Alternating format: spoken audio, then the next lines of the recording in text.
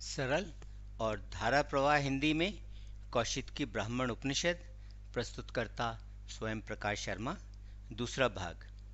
इस भाग में उपनिषद का दूसरा अध्याय है और इसमें इन विषयों पर चर्चा है, जैसे जीवन, जीवन श्वास प्राण, व्यक्ति की ब्रह्म के साथ पहचान तथा पिता द्वारा पुत्र को परंपरा का स्थानांतरण करना। उपनिषद। ऋषि कौशिकी कहा करते थे कि जीवित या श्वास लेती आत्मा ब्रह्मा है और इस आत्मा का जो ब्रह्मा है, मन इसका संदेश वाहक है, आंख संरक्षक है, कान घोषणा करने वाला है तथा वाणी इसके घर की देखभाल करने वाली है। वह जो इनको जान लेता है उसके पास भी ये सब हो जाते हैं। इसलिए जो मन को उस आत्मा का जो ब्रह्मा है संदेश वाहक के रूप में जान लेता है, उसे भी संदेश वाहक प्राप्त हो जाता है। ऐसे ही जो आंख को संरक्षक, कान को घोषणा करने वाला तथा वाणी को ब्रह्मा के घर की देखभाल करने वाले के रूप में जान लेता है, वह भी इन सभी को प्राप्त करता है। उसे भी संरक्षक, घोषणा करने वाला तथा घर की देखभाल करने वाले ये सब मिल जाते हैं। और इस जीवित आत्मा को जो ब्रह्मा है, ये सब देव मन, आंख, कान तथा वाणी भेंट लाते हैं, जबकि वह इनसे यह मांगता नहीं है। इसी प्रकार इस जीवित आत्मा को भी सब प्राणी भेंट लाते हैं, जबकि वह उनसे मांगता नहीं है। जो व्यक्ति यह जान लेता है उसके लिए यह गूढ़ संदेश या व्रत है, कभी किसी से मांगो मत। और जैसे उस व्यक्ति के साथ होता है जो गांव में से भिक्षा मांगता हुआ गुजरता है लेकिन उसे कोई भिक्षा नहीं देता, और जब वह यह संकल्प लेकर बैठ जाता है कि वह इस गांव का दिया हुआ कुछ ग्रहण नहीं करेगा, तब वही गांववासी जिन्होंने उसे पहले देने से इनकार किया था, वे ही अब आकर उससे आग्रह करते हैं कि हमारा दिया हुआ स्वीकार करो। लेकिन दानशील लोग उसे हमेशा देने के लिए तैयार होते हैं। जो मांगता नहीं, उस व्यक्ति की यही प्रकृति है कि उसे सब देने के लिए तैयार रहते हैं। ऋषि पैंग्य कहा करते थे कि श्वास लेती आत्मा ब्रह्मा है और इस आत्मा की वाणी के पीछे आंख संलग्न है, आंख के पीछे कान, कान के पीछे मन तथा मन के पीछे श्वास लेती आत्मा संलग्न है। और इस श्वास लेती आत्मा को जो ब्रह्मा है, ये देव मन, आंख, कान व वाणी भेंट लाते हैं, जबकि उनसे यह मांगता नहीं है। जो व्यक्ति यह जान लेता है उसके लिए यह गूढ़ संदेश है या व्रत है, कभी किसी से मांगो नहीं। और जो व्यक्ति किसी से मांगता नहीं उसे लोग हमेशा देने को तैयार रहते हैं। अब सबसे ऊंचे खजाने को पाने के विषय में कहा गया है। यदि व्यक्ति सबसे ऊंचा खजाना पाना चाहता है तो उसे उचित समय पर यज्ञ करना चाहिए, और यज्ञ के लिए उचित समय ये हैं: पूर्णिमा अथवा अमावस्या या शुक्ल पक्ष की पुण्यतिथि, जब शुभ नक्षत्र हो। इनमें से वह कोई भी समय यज्ञ के लिए चुन ले। यज्ञ स्थल को वह अच्छी तरह साफ करे, उसके ऊपर घास बिछाए, जल का छिड़काव करे, आग जलाए, और जब आग अच्छी तरह जल उठे तब अपना दाहिना घुटना मोड़कर वह आग में घी की आहुति यह कहकर दे: हे वाणी, हे आंख, हे कान तथा हे मन के देवो, तुम सब के सब सबसे ऊंचे खजाने को प्राप्त करने वाले हो। मेरे लिए भी हे देवो वह खजाना प्राप्त करो। तुम सबको प्रणाम है। तब वह उस आग की सुगंध को श्वास द्वारा अंदर ले ले और पिघले हुए घी की मरहम को अपने अंगों पर मसल ले। तब वह वहां से चुपचाप चला जाए और अपनी इच्छा व्यक्त करे या अपने संदेश वाहक को भेजे, तब उसे उसकी इच्छा प्राप्त हो जाती है। अब हम उस लालसा पर आते हैं जो दैवीय शक्तियों द्वारा प्राप्त की जाती है। यदि व्यक्ति चाहता है कि किसी स्त्री या पुरुष अथवा स्त्रियों या पुरुषों को वह प्रिय हो जाए, तो वह पहले बताए समय और विधि अनुसार यज्ञ करे और घी की आहुति यह कहकर डाले: मैं तुम्हारी वाणी को, तुम्हारे श्वास को, तुम्हारी आंख को, तुम्हारे कान को, तुम्हारे मन को तथा तुम्हारी प्रज्ञा को मैं इन सब को अपने में हवन करता हूँ, तुम्हें प्रणाम हो। तब वह आग की सुगंध को श्वास द्वारा अंदर ले ले, अपने अंगों को पिघले घी की मरहम से मसले और चुपचाप वहाँ से चला जाए। वह उस व्यक्ति या व्यक्तियों के संपर्क में आने की कोशिश करे या खड़ा होकर उस दिशा में बोले जिस दिशा में हवा चल रही हो, ताकि उसके बोल उस व्यक्ति या उन व्यक्तियों तक पहुंच जाएं जिन्हें वह प्रिय बनाना चाहता हो। तब वह उनका प्रिय हो जाता है और वे सब भी उसे प्रिय ही मानते हैं। अब हम आत्म संयम पर आते हैं, जो प्रतर्दन के अनुसार भीतरी यज्ञ है। वो कहा करता था कि जब तक व्यक्ति बोलता है तब तक वह श्वास नहीं ले सकता और तब तक वह श्वास लेता नहीं। तब वह वाणी में श्वास को हवन कर रहा है। और ऐसे ही जब तक व्यक्ति श्वास लेता है तब तक वह बोल नहीं सकता और तब तक वह बोलता नहीं। तब वह श्वास में वाणी को हवन करता है। ये दो कभी भी समाप्त न होने वाली अनंत अमर आहुतियां हैं जो व्यक्ति हर समय दे रहा होता है, चाहे वह जग रहा हो या वह सो रहा हो। जो भी शेष आहुतियां हैं, क्योंकि वे सब की सब कर्म की होती हैं, उन सब का अंत होता है और उन सब का अंत होगा। यह जानते हुए प्राचीन काल में लोगों ने अग्निहोत्र यज्ञ नहीं किया, क्योंकि वे जानते थे कि ऐसे यज्ञ का अंत होता था। शुष्क भृंगार कहा करते थे कि उक्त या काव्य पाठ ब्रह्म है, इसलिए व्यक्ति को उक्त पर ऋक पर प्रशंसा के काव्य पाठ के रूप में ध्यान लगाना चाहिए। जो व्यक्ति ऐसा करता है, सब जीव उसकी महानता की प्रशंसा करते हैं। व्यक्ति को उक्त पर यजुस अर्थात यज्ञीय विधि के रूप में ध्यान लगाना चाहिए। ऐसे व्यक्ति से सब जीव उसकी महानता के साथ जुड़ने के लिए एक हो जाते हैं। व्यक्ति को उक्त पर साम के रूप में ध्यान लगाना चाहिए।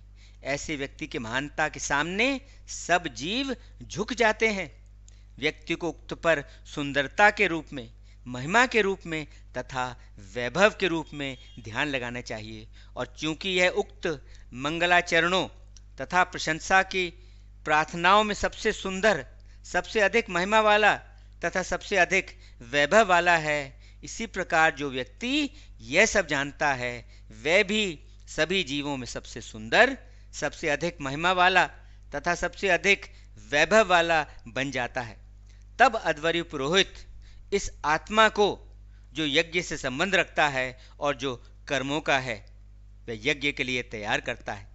इस यज्ञ में वह उसे बुनता है जो यजुस का है।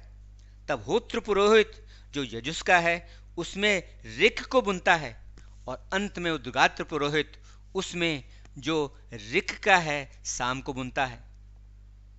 यह तब वह आत्मा है जिसमें इन तीनों वेदों ऋग्वेद, यजुर्वेद तथा सामवेद का ज्ञान भरा हुआ है। इस आत्मा में इन तीनों वेदों का ज्ञान है और जो कोई भी यह जानता है वह देवों के राजा इंद्र की आत्मा बन जाता है।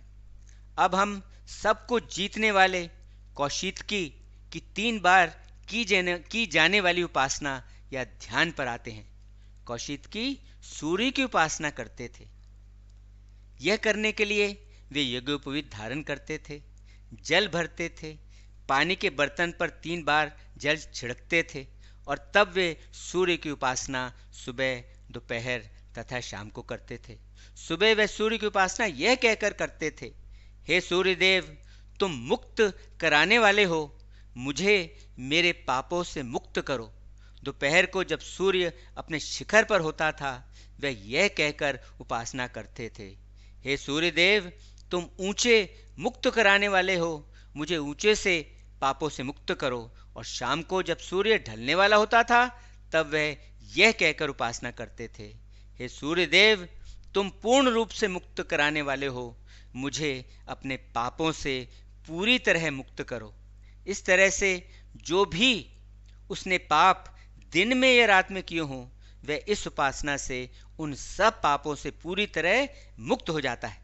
वह अपने सारे पाप हटा देता है और वैसा वह भी होगा जो सूर्य की उपासना इस तरह से करेगा। वह भी अपने सारे पापों को जो उसने दिन में किए हों या रात में किए हों, वह उन सब पापों को उस उपासना से पूरी तरह हटा देता है। वह अपने सारे पापों से इस उपासना से मुक्त हो जाता है। तब हर महीने अमावस्या के समय जब चंद्रमा अपने मासिक चक्र पर आता है, तब व्यक्ति को चंद्रमा की उपासना करनी चाहिए। जब उसे चंद्रमा पश्चिमी दिशा में दिखे, तब वह उसकी ओर घास के 2 तिनके यह कहकर फेंके, मैं अपने आप को उस अच्छी तरह बने हुए हृदय को जानने वाला समझता हूँ जो आकाश के चंद्रमा पर आश्रित है। मैं अपने या अपने बच्चों पर आई मुसीबत या पाप के कारण कभी आंसू न बहाऊं। तब उसके बच्चों की मृत्यु उससे पहले नहीं होती। यह उनके विषय में था जिनके बच्चे हैं, और जिनके बच्चे अभी पैदा नहीं हुए हैं उससे यह कहना चाहिए, बढ़ो, तुम्हें जोश और स्फूर्ति आए, तुम में अन्न तथा दूध तथा आदित्यों की खुशी देने वाली किरणें एक साथ एकत्र हों। ये 3 ऋक श्लोकों को बार बार कहने के बाद वह यह कहता है, हमारे प्राणाधार श्वासों के बल पर मत बढ़ो, हमारी संतान तथा हमारे पशुधन के बल पर मत बढ़ो, बल्कि उसके बल पर बढ़ो जो हमसे घृणा करता हो, और जिससे हम घृणा करते हैं उसकी संतान तथा उसके पशुधन के बल पर बढ़ो। तब मैं इंद्र के साथ मुड़ता हूँ, मैं सूर्य के मुड़ने के साथ मुड़ता हूँ। तब वह अपने दाहिने हाथ की तरफ मुड़ जाता है। तब इसी प्रकार जब चंद्रमा पूर्व की दिशा में दिखे, तो पूर्णिमा की रात्रि को उसकी उपासना करनी चाहिए। वह चंद्रमा की उपासना यह कहकर करे, तुम राजा सोम हो जिसके 5 मुंह हैं, जो बुद्धिमान है और जो सृष्टि का स्वामी है। ब्राह्मण तुम्हारे 5 मुंह में से एक है। इस मुंह से तुम राजाओं को खाते हो। राजा तुम्हारा एक मुंह है, इस मुंह से तुम मनुष्यों को खाते हो। बाज तुम्हारा एक मुंह है, इस मुंह से तुम पक्षियों को खाते हो। अग्नि तुम्हारा एक मुंह है, इस मुंह से तुम लोगों को खाते हो। अपने 5वें मुंह से तुम सब जीवों को खाते हो। इन सभी मुंहों से तुम मुझे अन्न खाने वाला बना दो। तुम हमारे प्राणाधार श्वास लेकर, हमारी संतान तथा हमारा पशुधन लेकर मत घटो, अर्थात क्षीण मत हो, बल्कि हमसे जो द्वेष करते हैं या जिनसे हम द्वेष करते हैं, तुम उन्हें लेकर, उनकी संतान तथा उनका पशुधन लेकर घटो, उन्हें लेकर क्षीण हो। इस प्रकार मैं अपने आप को देवों के मोड़ के अनुसार मोड़ता हूँ, मैं सूर्य के अनुसार मुड़ता हूँ। यह कहकर वह अपने आप को अपने दाहिने हाथ की ओर मोड़ लेता है। जब व्यक्ति अपनी पत्नी के साथ लेटने वाला है, तो वह उसके हृदय को सहलाए और कहे, हे सुंदरी, तुमने उससे अमर खुशी प्राप्त कर ली है जिसे प्रजापति ने तुम्हारे हृदय में रखा है। तुम अपनी संतान के कारण कभी शोक ना करो, उसके संतान की मृत्यु उससे पहले नहीं होती। जब व्यक्ति अपने घर के बाहर दूर रहता है, तब घर लौटने पर उसे अपनी संतान का सर चूमना चाहिए और यह कहना चाहिए, मेरे बच्चे, तुम मेरे हर अंग से जन्मे हो, तुम मेरे हृदय से जन्मे हो, तुम मेरी आत्मा हो, तुम 100 ऋतुओं को देखने के लिए जियो। वह अपनी संतान का नाम लेकर कहता है, तुम चट्टान बनो, तुम स्वस्थ और बलवान बनो, तुम कुल्हाड़ी बनो, तुम सोने जैसा बनो जिसे सब चाहते हैं। सब लोग तुम जैसी संतान चाहे। तुम मेरे बच्चे वास्तव में प्रकाश समान हो, तुम 100 साल तक जियो। तब वह अपने बच्चे का नाम लेता है, उसको गले से लगाता है और कहता है, जैसे प्रजापति ने अपने सभी जीवों को गले से लगाया है, वैसे ही मैं तुम्हें गले से लगाता हूँ मेरे बच्चे। तब वह उसके दाहिने कान में कहता है, उसे दो हे मागवन, हे इंद्र, और उसके बाएं कान में वह धीरे से कहता है, हे इंद्र, उसे सब कुछ जो सर्वश्रेष्ठ है वही दो। हमारे वंशजों की कतार को काटना मत, कभी डरना मत मेरे बच्चे। तब वह अपने बच्चे का सर चूमता है और कहता है, मैं गाय की पुकार की ध्वनि तुम्हारे सर के ऊपर करता हूँ। और तब वह गाय की पुकार की ध्वनि अपनी संतान के सर के ऊपर 3 बार करता है। अब हम देवों के मरने पर आते हैं। जब अग्नि जलती है तब यह ब्रह्म प्रकाशमान होता है, और जब अग्नि नहीं जलती तब इस ब्रह्म की मृत्यु हो जाती है। तब उसका प्रकाश केवल सूर्य को चला जाता है और उसके प्राणाधार श्वास वायु में। यह ब्रह्म प्रकाशमान होता है जब सूर्य दिखता है, और इसकी मृत्यु हो जाती है जब सूर्य नहीं दिखता। इसका प्रकाश चंद्रमा को चला जाता है और इसके प्राणाधार श्वास वायु में। यह ब्रह्म प्रकाशमान होता है जब चंद्रमा दिखता है, और इसकी मृत्यु हो जाती है जब चंद्रमा नहीं दिखता। तब इसका प्रकाश आकाशीय बिजली को चला जाता है और इसके प्राणाधार श्वास वायु में। यह ब्रह्म प्रकाशमान होता है जब आकाशीय बिजली प्रकाश करती है, और इसकी मृत्यु हो जाती है जब आकाशीय बिजली प्रकाश नहीं करती। इसका प्रकाश अंतरिक्ष की जगहों में चला जाता है और इसका प्राणाधार श्वास वायु में। ये सभी देव हालांकि वायु में प्रवेश करते हैं और वहां उनकी मृत्यु होती है, लेकिन वे पूरी तरह मरते नहीं। वे वायु के अंदर निहित रहते हैं और वायु में से फिर निकलते हैं। यह सब देवों के विषय में था। अब व्यक्तिगत जीव आत्मा के विषय में कहा गया है। यह ब्रह्म प्रकाशमान होता है जब वाणी द्वारा बोला जाता है, और इसकी मृत्यु हो जाती है जब वाणी द्वारा बोला नहीं जाता। उसका प्रकाश आँख को चला जाता है और उसके प्राणाधार श्वासों को। यह ब्रह्म प्रकाशमान होता है जब व्यक्ति आँख से देखता है, और इसकी मृत्यु हो जाती है जब यह नहीं देखता। इसका प्रकाश कान को चला जाता है और प्राणाधार श्वास को। यह ब्रह्म प्रकाशमान होता है जब व्यक्ति सुनता है, और इसकी मृत्यु हो जाती है जब व्यक्ति सुनता नहीं। इसका प्रकाश मन को चला जाता है और प्राणाधार श्वास को। यह ब्रह्म प्रकाशमान होता है जब व्यक्ति मन से सोचता है, और इसकी मृत्यु हो जाती है जब व्यक्ति मन से सोचता नहीं। इसका प्रकाश प्राणाधार श्वास को चला जाता है और इसका प्राणाधार श्वास को। ये सभी देव प्राणाधार श्वास में प्रवेश करके मर जाते हैं, लेकिन ये पूरी तरह नहीं मरते। वे सब प्राणाधार श्वास के अंदर निहित रहते हैं और प्राणाधार श्वास से फिर बाहर निकलते हैं। जो व्यक्ति यह सब जानता है, उसे यदि उत्तर और दक्षिण के पर्वत दोनों अपने अपने स्थानों से लुढ़क कर उसे कुचलने के लिए आए, तो भी वे उसे कुचल न पाएंगे। ऐसी उसकी शक्ति है। और वे जो उससे द्वेष करते हैं और जिनसे वह द्वेष करता है, वे सब उसके आसपास मृत्यु को प्राप्त करते हैं। अब हम सबसे ऊंची श्रेष्ठता को प्राप्त करने पर आते हैं। ये सब देव अपनी अपनी श्रेष्ठता को लेकर आपस में झगड़ने लगे। हर एक यह दावा करने लगा कि वह उन सब में सबसे श्रेष्ठ है। वे सब शरीर से बाहर चले गए। जब वे शरीर से बाहर चले गए तो शरीर लकड़ी के बड़े टुकड़े की तरह झुलसा हुआ बिना श्वास लिए पड़ा रहा। तब वाणी ने उसमें प्रवेश किया। वह फिर भी वाणी से बोलता हुआ पड़ा रहा। तब आँख, कान व मन ने एक एक करके प्रवेश किया। वह फिर भी पड़ा रहा, वाणी से बोलते हुए, आँख से देखते हुए, कान से सुनते हुए तथा मन से सोचते हुए।